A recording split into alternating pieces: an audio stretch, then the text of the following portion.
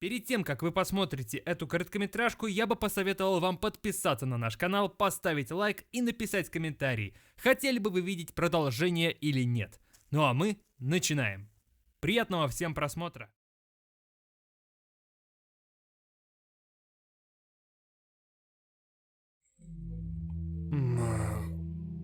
Уже что, который час? Утро, день. Вот это да, давненько я так не высыпался. Пора вставать. Возможно, я кого-то удивлю, но я являюсь спецагентом секретной организации под названием Эпсилон. Пусть я и не очень ответственный, я бы даже сказал рассеянный, но зато я стараюсь выполнять свое дело до конца. Сегодня по плану полевые испытания моего прототипа, от которого отказались. Он проработан до мельчайших деталей, и нужно это проверить. Но для начала надо взбодриться. Да уж, слишком ярко, но по крайней мере, сегодня нету ветра и метели. По времени я уже обед проспал. Ну ничего, сейчас кофе выпью и буду собираться. Только для начала надо переодеться. У агентов все строго по одежде. Должен быть белый верх, черный низ. Это как в школе. Постоянно упрекают, чтобы мы одевались по ГОСТу. Но меня радует хотя бы то, что я не одену пиджак. Уж очень я их терпеть не могу. Какие-то неудобные, постоянно от них спина чешется. Да и рубашка и брюки тоже геморрой. Спасибо, хоть галстук не надо завязывать. Так как на улице холодно, нужно быть в тепле. Ну что же, оделись теплее, теперь пора собирать вещи. Собираю только самое необходимое. Водичка на случай, если хочется пить. Крепление на камеры, чтобы собрать разведданные. Ну и мой прототип. Название у него Орион. Довольно стильный, цвета ему очень идут. Надо проверить заряд, патроны. Все ли у него в порядке? Да. Итак, оружие проверил. Можно его класть. Главное, чтобы граждане эти не задавались вопросом, что у меня в сумке, и не вызвали полицию. Хотя окружающим должно быть похер на все то, что у них там происходит. Что внутри у агента, что внутри их сумки. Люди сами по себе такие пофигисты. Сейчас вы зададитесь вопросом, для чего тебе нужно проводить эти испытания? А дело в том, что у нас началась война с Хроносом, и длится она уже как больше полугода. Наш мир после его появления изменился. И его монстры начали выбираться наружу и стали поглощать жизни ни в чем не повинных людей. У людей проснулся их первобытный страх.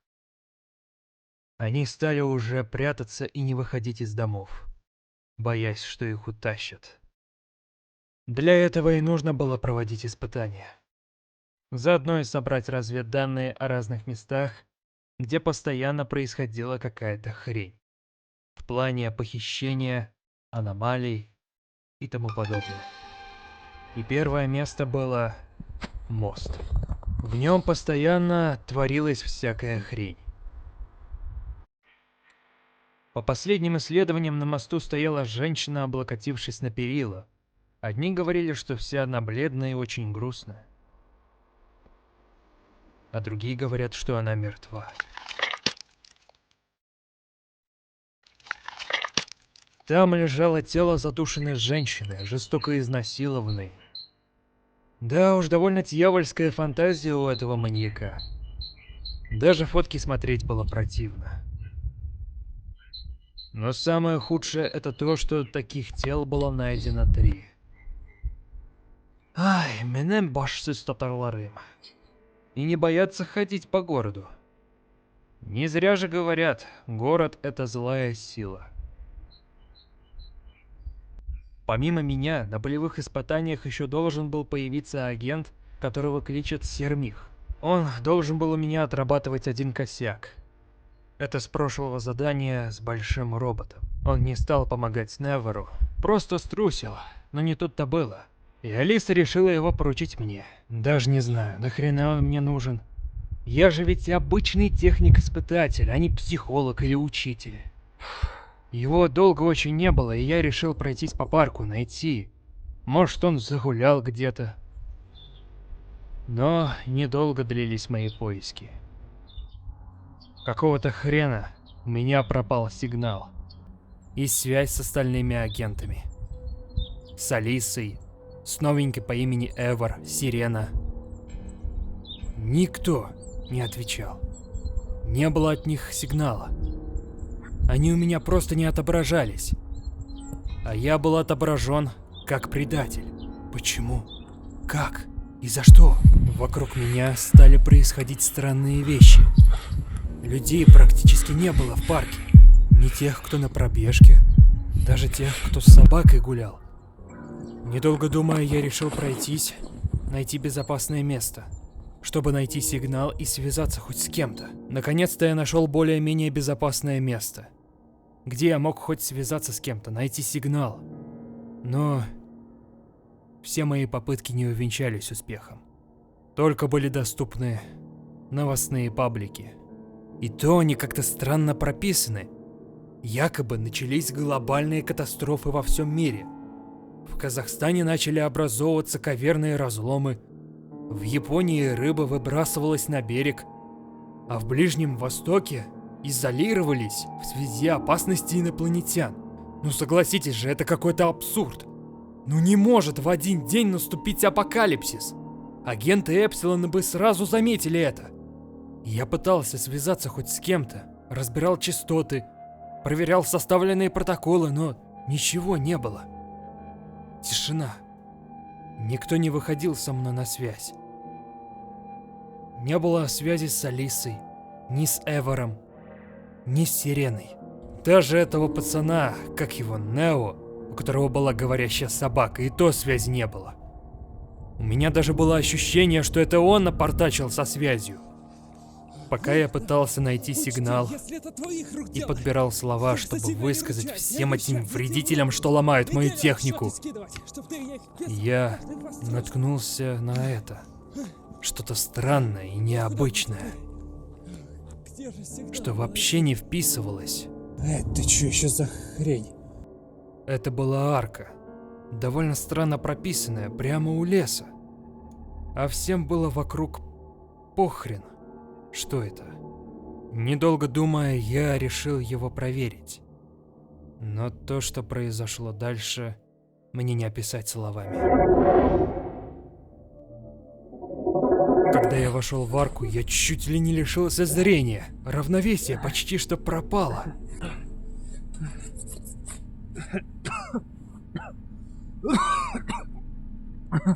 Чё за... Где я?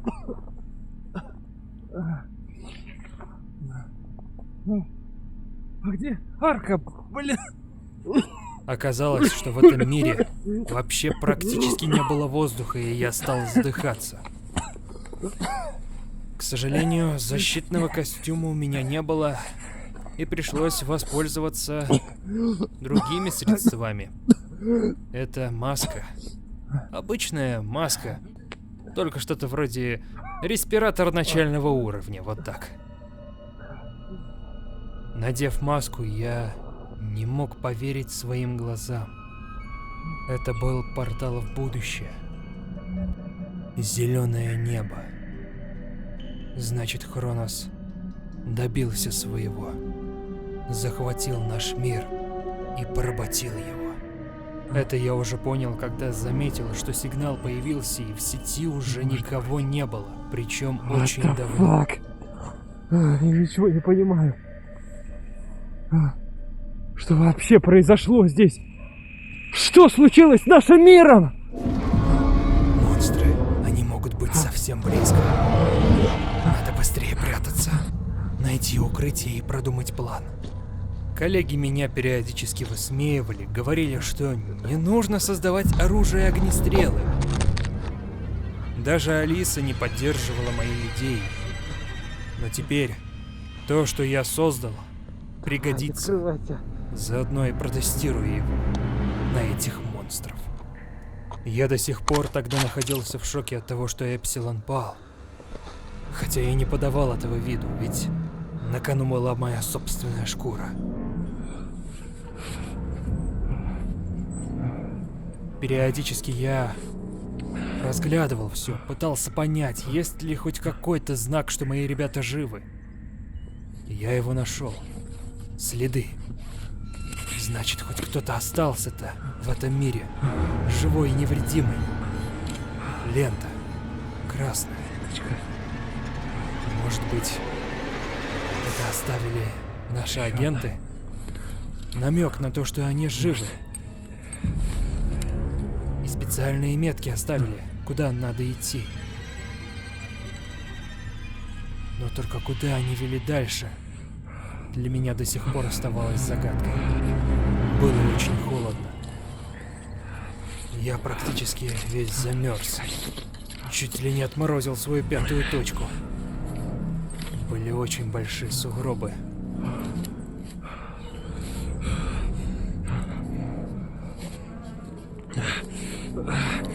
Твою мать!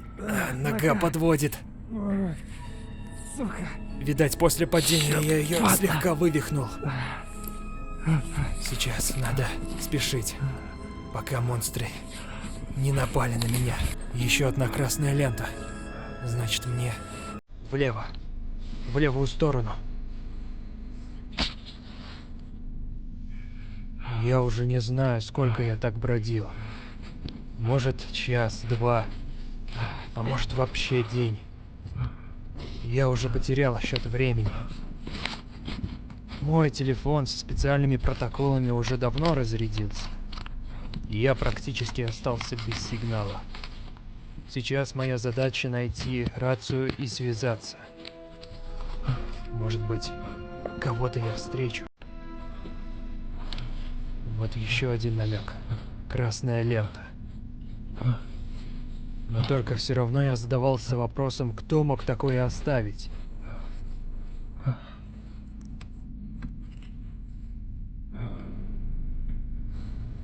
Я напоролся на заброшенную детскую площадку. Может быть, там хоть кто-то есть? Может быть, там группа детишек?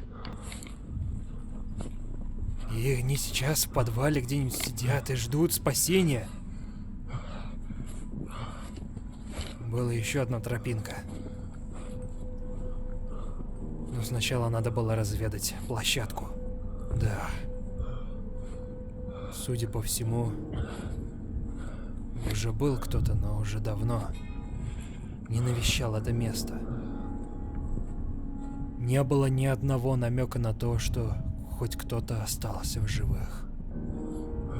Неужели я один остался в этом мире? Надо взобраться наверх. Осмотреться.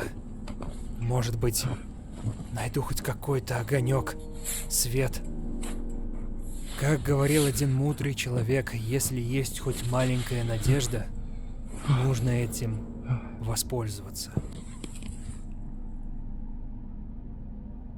Тишина.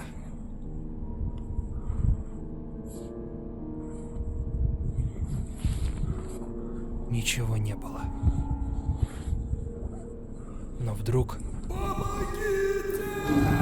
Крики. Зов о помощи.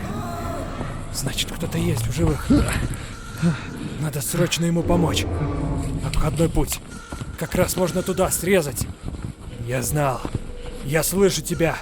Я иду к тебе. Если мы не воспользуемся маленькой надеждой, то мы встретим закат человечества. И тогда миром будут править монстры.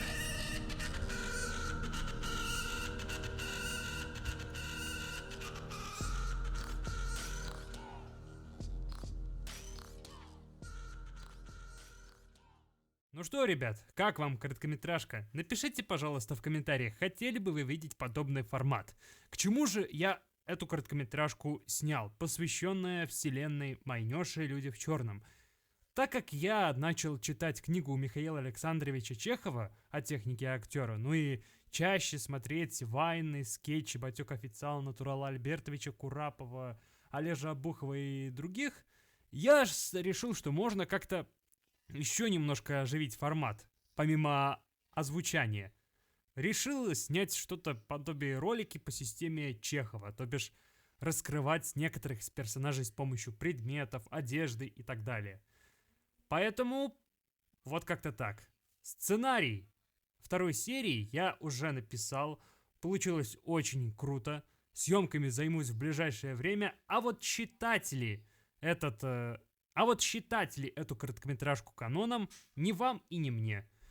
Будем надеяться, что Майнёша посмотрит и оценит. Вот так. Вторая часть тоже получилась, ну, как по мне, получится по видео и формату круто.